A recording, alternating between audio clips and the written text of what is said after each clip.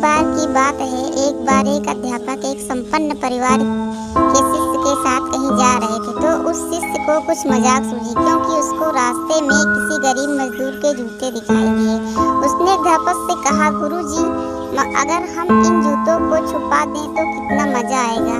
अब उसको तो मजाक सूझ रहा था, लेकिन गुरुजी ने कहा कि नहीं, गरीब इंसान के साथ इस तरह का भद्दा मजाक करना ठीक नहीं है। उसने कहा, क्यों ना हम इन जूतों में कुछ सिक्के डाल दें और देखें कि इसका इस गरीब मजदूर पर क्या प्रभाव पड़ता है। उन्होंने ऐसा ही किया। जैसे ही मजदूर अपना काम करके लौटा और उसने एक पाँव अपने जूते में डाला तो उसको कुछ कठोर सा महसूस हुआ।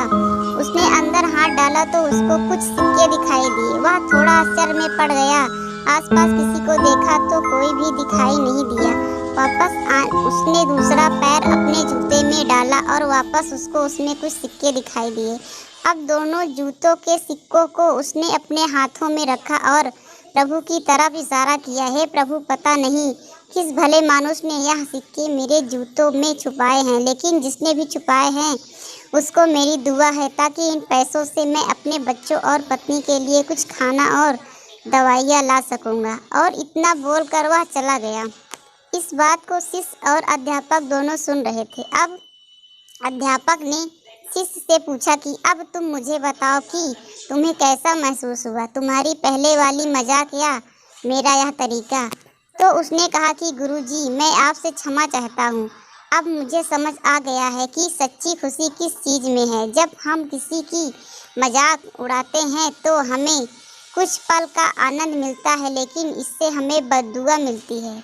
लेकिन अगर हम किसी की मुश्किल परिस्थिति में मदद करते हैं और जिसकी भी हम मदद करते हैं उसको भी नहीं पता कि हमने उसकी मदद की है, लेकिन अंदर ही अंदर हमें पता है कि हमने उस इंसान की मदद की है।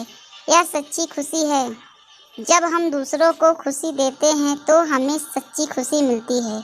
इसी तरह खुशियाँ बांटते रहिए और लोगों की मदद करते रहिए और दान करते रहिए, जिसके भी आप काबिल हो। जितना भी आपसे बन पड़े दान करें, लेकिन दान जरूर करें। इसका मतलब यह नहीं है कि आपको कंपल्सरी या अनिवार्य रूप से इतने रुपए दान करने ही चाहिए, क्योंकि हर किसी की ज़रूरत अलग अलग हो सकती है।